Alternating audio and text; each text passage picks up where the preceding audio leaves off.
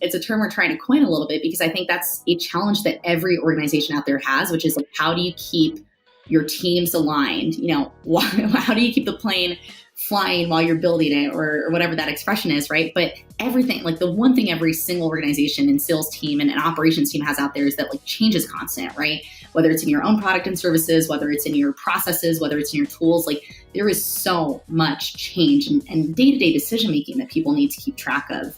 And so how can we make that just a little bit easier for employees and for their managers and for the enablement teams that are having to keep track of all this change as well as enable their users on it? Yeah, it's interesting when you're talking what you just mentioned about, people not even knowing what kind of features are available in their tools. Like I was asking my team member the other day about this feature in Outreach. He's like, oh, I don't know. And, turns out he just hadn't been using that feature for a couple of weeks. And, when it comes to just software not getting utilized, there's a lot of tools out there that measure that. But if, looking at some of the customers or prospects that we've been talking to recently, like one of them has over 4,000 employees and they have a 70% login rate ever in Salesforce, right?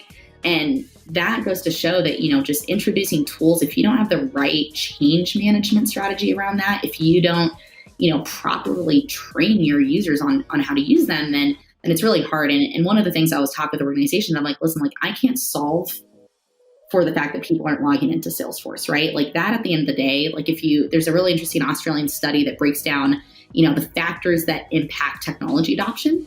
I'll send it to you afterwards.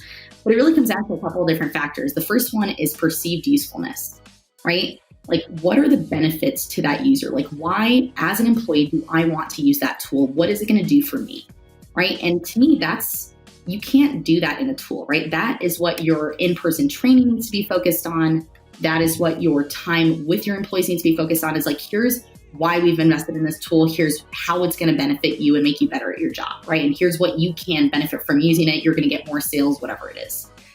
And then there's managerial support, right? So how do you make it easy for them to use the tools, right? And that's where more of, a solution like Spekit comes in, which is like, as I'm navigating the tool, any question that I have is easily answered. And then lastly, it's peer influence, right? And that's why more and more organizations, especially in larger teams, we see have, power user boards or champion boards where they identify like some key influencers in their sales teams or operations teams, either because they're, top performers or because they've been at the company for a long time, or because like people just listen to them. They're that person that, has a lot of friends in the organization. But if you get those people bought into the tools and they can be your force multipliers, meaning when you're, trying to get adoption of a new sales process, they can speak on your behalf rather than your IT team pushing that change or sales ops pushing that change, you can really create a little bit more momentum around the adoption of those tools.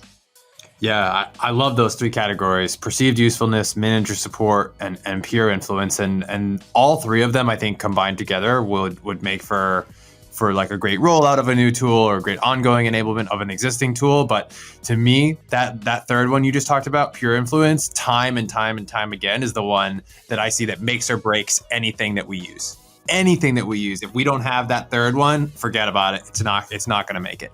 100%. That's what I spent a lot of my time on when I was managing Salesforce and the majority of our tech stack at my last company. Like I was just spending so much time figuring out like who were the people that I had to win over and figuring out like what, literally sitting down with them, watching them work and asking them like, why aren't you using this, right? How can I make this easier? What's something that pains you, right? And just identifying those low-hanging fruit and quick wins that I could potentially like roll out in Salesforce. Sometimes it's as simple as like a button that allowed them to like pull a report, sometimes it's silly, but if you get buy-in from those folks on your team, then, when you roll it out, I'm like, okay, great. I just built this thing you asked me, go let everyone know, right? And all of a sudden it's not this IT forcing adoption. It's not your sales ops, it's not your sales enablement. You've now got this, champions board of people that can do that. And you can do it officially, you can do it unofficially. I think it really depends on your culture and your organization. But, just like there's Sales Presidents Club that really rewards top sales performers, I think there's something to say about, having power teams, power influencers out there that really promote operational excellence in your organization. Because at the end of the day, like that makes a huge difference on your bottom line as well.